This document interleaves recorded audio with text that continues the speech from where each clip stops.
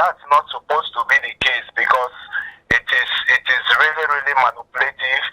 They sit on the same position and they tend to dictate the pace, all right, using underhand tactics.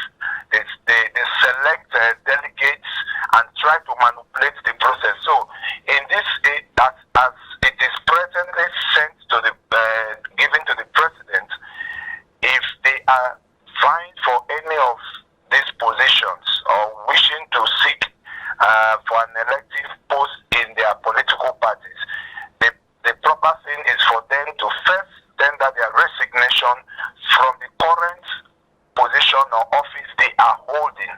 Then they will be eligible to go ahead to contest it, which is the right thing to do, and it doesn't vitiate, it doesn't contradict in the constitution in any way. Okay, let's look at, beyond clause 84. What other aspects of the bill would you expect to be or should have been addressed in terms of strengthening our electoral laws and ensuring that there's a proper reform when it comes to our electoral system? Yeah, I think the part of INEC, they are looking at INEC having a complete autonomy of that parastatal or that agency, even in its funding and all of it.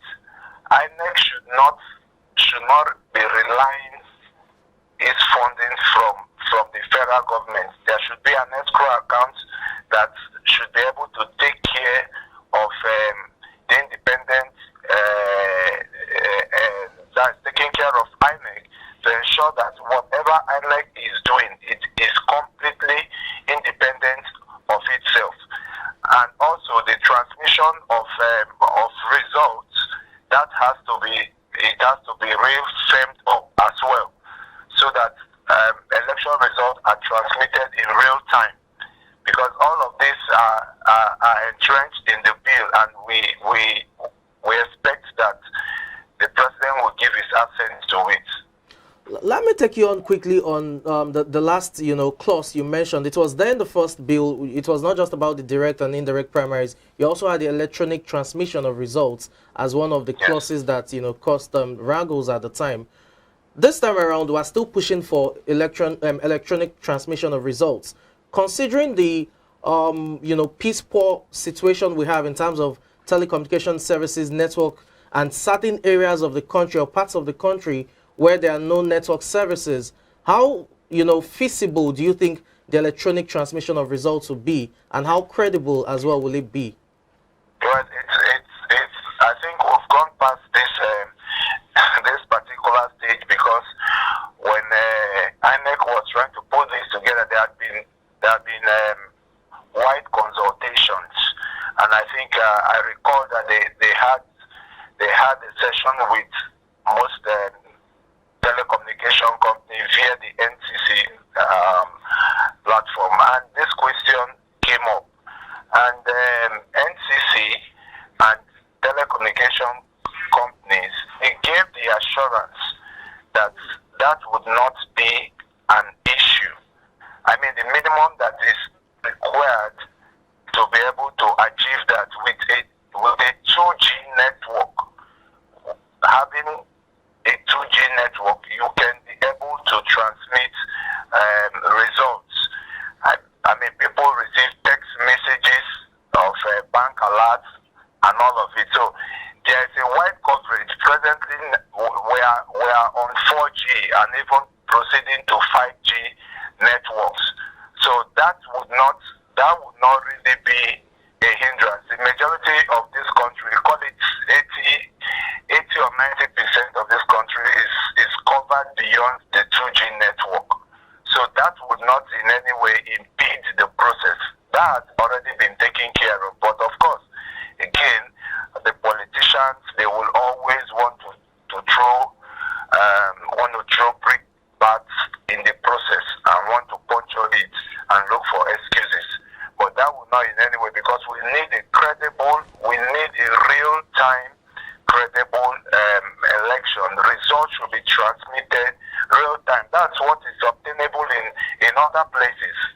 You know, India and some other India with so large a population using blockchain technology, and their results are being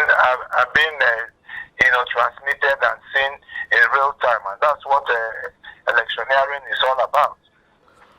Oh, okay. Okay. I wanted to take you back to the issue of consensus candidates. Of course, APC's convention is just about 2 weeks or less than 3 weeks away from here, and what they will be adopting, they will also be adopting the instrumentation of consensus as well.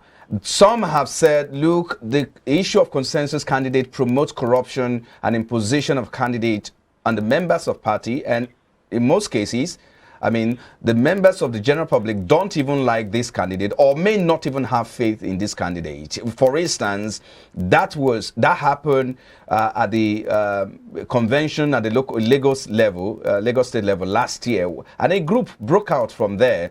Now, so what's the position of that? Because some people have said that, of course, is the beginning of corruption amongst these political parties. How do we address and get past this level? Okay, so consensus option was never on the table when the president sent back that bill.